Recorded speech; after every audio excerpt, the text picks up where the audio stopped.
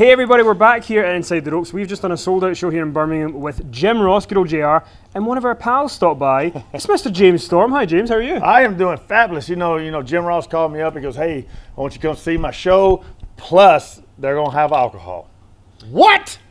Yeah, I'll be there. It's a no-brainer. No-brainer. I'm not the smartest guy in the world. I mean, I'm good looking, but I'm not the smartest guy in the world. Well, you don't give yourself enough credit. But so I want to ask you, because you're one of the guys right now in wrestling where people don't really know where you're going. They're kind of like, where's he going to go next? I don't know where I'm going. So, but right, so I saw you a couple of weeks ago in ICW in Scotland, and you were one of the biggest reactions of the night. What attracted you to go into ICW, and how did you hear about it? Because it was somewhere that just seemed to fit with you. Yeah, it was just one of those things like Bram, you know, one of my really good friends would tell me about it, and it's just one of those shows where, you know, I Googled it and I started watching it online and stuff, and I was seeing like how crazy and just passionate the fans were. And to me, that's what a lot of the stateside is missing, is those fans, again, that are passionate. Even though they might know what's going on or whatever, they still go along with it, and they still are there to have fun and make the show as best as it can be without not trying to take the show over, if you know what I'm saying. And a lot of times in wrestling nowadays, there's a lot of generic characters. There's a lot of people kind of being the same. Right. You're very defined. You're the guy, you have the beer, you come out, you have fun, you kick people's ass.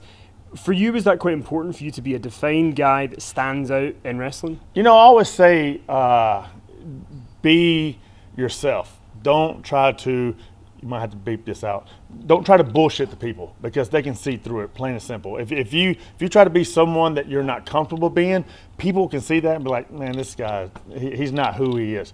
To me, I am who I am. Like if you come to Tennessee and hang out with me, you're gonna see me drinking beer, you're gonna see me riding horse, you're gonna, you know, everything that I say that I do it, plain and simple. I live the life that I have portrayed on TV, plain and simple.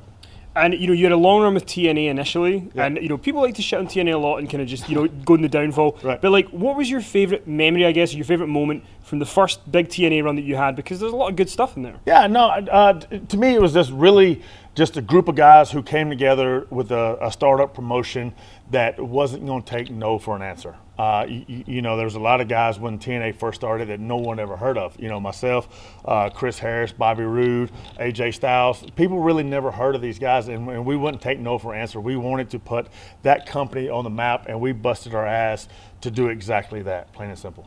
And you obviously became world champion in TNA. You were very successful there. And then you chose to go, and you at one point turned up in NXT, and people lost their minds because you turned up there. And then it was a relatively short-based thing.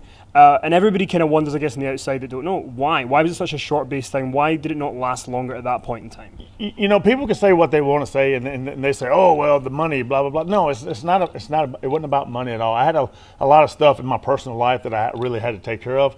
And, you know, to Triple H's credit, plain and simple, he told me, he goes, look, go take care of what you got to take care of. You know, he goes, take that deal. And in 2 years, give me a call and let's see if we can work something out. And to me, that shows you what kind of character he is, because he kind of reminds me of a male Dixie. People want to shit on Dixie as much as they want, but she cared about her wrestlers. And to me, especially with NXT, Triple H cares about the guys that he's grooming in NXT. And for him to say, look, I respect you for wanting to pass on this deal and get your life in order. So once you get your life in order, give me a call.